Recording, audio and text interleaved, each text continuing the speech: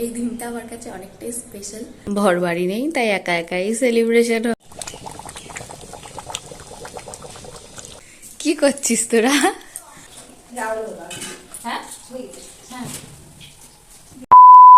Hello everyone, কেমন আছো সবাই? আশা করছি খুব ভালো আছো, আর আমিও মোটামুটি ভালোই আছি।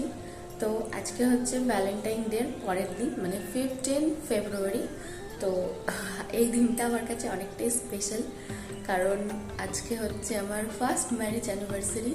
তো আজকের দিনটা কিভাবে কাটাই না কি কি করি সবটাই তোমাদের সাথে শেয়ার করব। আর আমার ফার্স্ট অ্যানিভার্সারি, বাট আমার তো বর বাড়ি নেই, তো যাই হোক সেখানে তো একটু খারাপ লাগা আছেই। আর সব থেকে বড় কথা হচ্ছে আমি আজকের দিনটা একটু খারাপ করতে চাই না, তো তার জন্য ভেবেছি কিছু করব। সেই ও নেই তো কি হয়েছে, আমি তো আছি। যাই হোক, কিছু করার নেই, না থাকলে কাজে এখন ব্যস্ত, আসতে পারবে না। আর আজকে আমার বোনকে আসতে বলেছিলাম, বাট বোন বাড়ি নেই, তার জন্য বোন বাড়ি নেই। এছাড়াও আরও দু তিনটে ভাই বোনদের বলেছিলাম আসতে, দুপুরবেলা একটু খাওয়া দাওয়া হবে। আর আজকে তো শিবরাত্রি, নিরামিষই আছে, আজকে নিরামিষই করবো, আমিষ আর করছি না। কেক টেক কাটবো, তো রান্নাবান্না আমি নিজেই সব করবো। তো চলো আজকে যা যা হয় সবটাই তোমাদের সাথে শেয়ার করছি। কিছু কিছু সময় জানো তো, অনেক মানুষের জন্য দিনগুলো, মানে স্পেশাল দিনগুলো খারাপ হয়ে যায়। বাট বিশ্বাস করো, আমার অনেক স্পেশাল দিন খারাপ হয়ে গেছে অলরেডি। বাট আমি ঠিক করেছি না, আজকে আমি আর কারোর কোনো কথাতে বা কোনো কিছুতে আমি রাগ করবো না বা কোনো রিয়াক্টও করবো না। তো তাই ভাবলাম যে না, আজকে দিনটা আমি আমার মতো করে সেলিব্রেট করব। তো চলো দেখতে থাকো। কালকে গিয়েছিলাম বাজারে, তো বাজারও করে নিয়ে এসেছি। দেখো, বললাম তোমাদের নিরামিষ করবো। এখানে রাইস করবো, রাইসের চাল, একটু কাজু, গরম মশলা, পোস্ত, এখানে চাল আছে, রাইসে এই যে সব এখানে আছে। আর আরেকটা জিনিস আছে, দেখাচ্ছি। এই যে এখানে রয়েছে কেক, আর এখানে আছে মিষ্টি। এখানে দেখো পুজোর জন্য ফুলের ফুল, তার সাথে এদিকে ফল টল রয়েছে।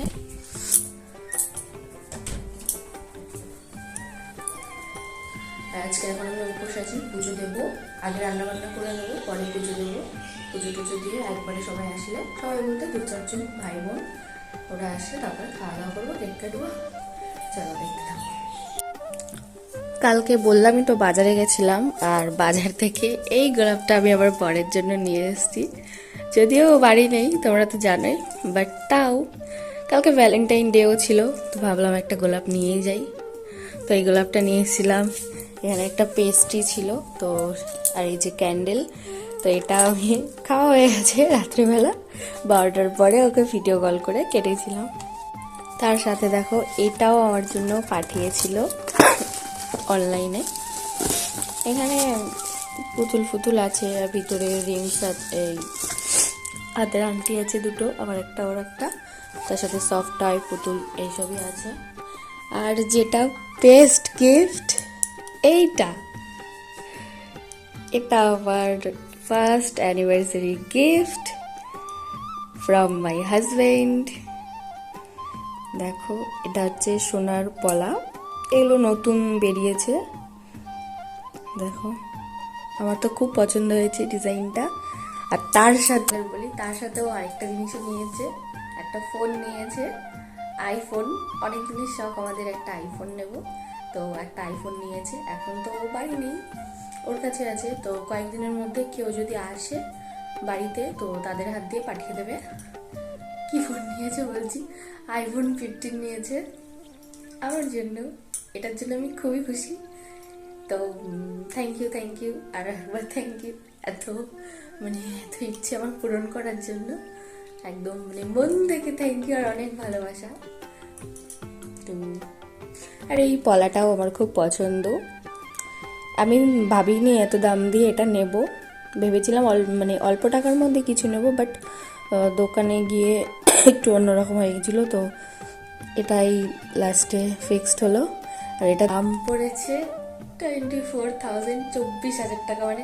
আমি এতটা আশাই করিনি যে এত দাম দিয়ে কিছু নেব বা থ্যাংক ইউ, থ্যাংক ইউ। তো চলো, আমার পরে দেখা হবে। তো দেখো, তোমাদের যেটা বললাম, আজ হচ্ছে আমাদের ফার্স্ট ম্যারেজ অ্যানিভার্সারি। তো আজকের দিনটা আমি একটু নষ্ট করতে চাই না, সেজন্যই ভাবলাম কিছু করব। তাই আমার কয়েকটা ননদ আর দেওরদের বলেছিলাম আমাদের বাড়িতে আসতে। আর আমার ভাই বোনরা কেউই বাড়ি নেই, তার জন্য ওদের আর বলা হয়নি। রান্না বান্না করব, তার জন্য সবকিছু ছাদে নিয়ে চলে এসেছি। ভাবছিলাম নিচেই কাটবো, বাট তারপর মনে হলো না, একটু ছাদে রোদে বসে বসে কাটাকুটিগুলো করে নিই। নিজে একা একাই সবকিছু গুছিয়ে তারপরেই রান্নাটা করব। আর স্পেশাল যখন আমি কিছু রান্না করি তখন সবকিছু নিজেই করি। এছাড়াও আমি অন্যান্য টাইমেও যখন রান্না করি তখন আমি সবকিছু নিজে একা হাতেই করি। আর সত্যি বলতে, নিজে একা হাতে সবকিছু করে গুছিয়ে কাউকে খাওয়াতে আমার না বেশ ভালো লাগে। এরকম হয়তো অনেকেরই ভালো লাগে। কাটাকুটি করে সবকিছু ধুয়ে নিয়ে এখন চলে এসেছি, মশলা টশলা সবই করে নিয়েছি। আর এখন দেখো, আমি আলুর দম করব, তার জন্য আলুটা ভাজতে বসিয়ে দিয়েছি। আর এইদিকে আলু ভাজার সাথে সাথে এদিকে রাইস করব। রাইসের এদিকে সবকিছু সবজিও ভাজা হয়ে গেছে। আর কয়েকটা বেগুনি ভাজবো, তার জন্য বেগুনটা ওখানে আমি পাতলা পাতলা করে কেটে নিয়েছি।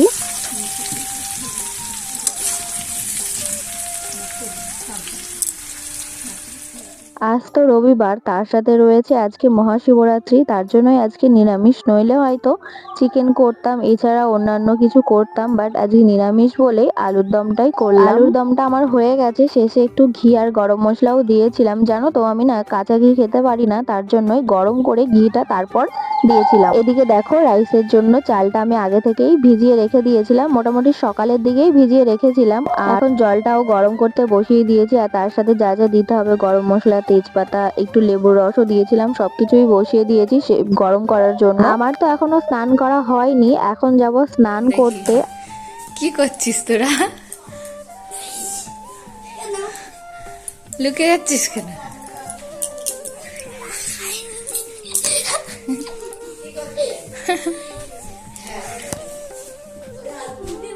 স্নান করে তো পুজো টুজো দিয়ে নিয়ে এখন চলে এসেছি কেক কাটিং করার জন্য। আর আমার দেওররা, ননদরা সবাই চলে এসছে। কেকটা তোমাদের কেমন লাগছে অবশ্যই একটা কমেন্ট করে জানাবে। আমার তো বেশ পছন্দ হয়েছে। আর কেকের ওপরে আমার নাম আর আমার বরের নামটা লিখেছিলাম।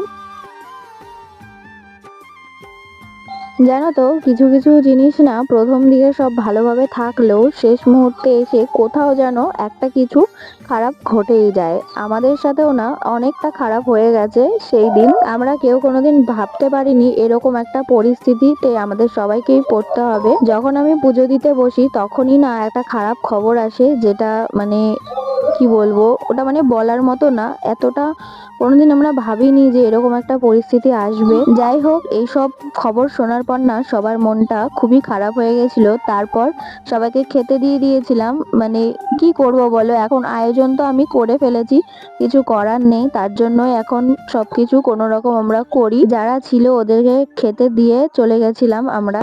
আমাদের প্রিয় খুব একজন বন্ধু, ওর অ্যাক্সিডেন্ট হয়েছিল, ও 1 মাস হসপিটালে পড়েছিল। আজকে খবর আসে ও মারা গেছে। আর সেই টাইমটা আমি পুজো দিচ্ছিলাম। কি বলবো তোমাদের, কেমন পরিস্থিতি গেছে সেটা শুধু আমরাই জানি। কিছু করার ছিল না, কি করব বলো তো, এই সিচুয়েশনটা হয়ে গেছে আর কারোর হাতেই কিছু ছিল না। ভগবান যে কি করলো, মানে আজকে শিবরাত্রির দিনে এক মায়ের থেকে তার সন্তান আর কোন স্ত্রীর থেকে তার স্বামীকে কেড়ে নিল। সত্যি ভগবানের ওপর থেকে মনে হয় যেন বিশ্বাসটাই উঠে যাচ্ছে। আমরা হয়তো কোনোদিনই ভাইটাকে ভুলতে পারবো না কখনো।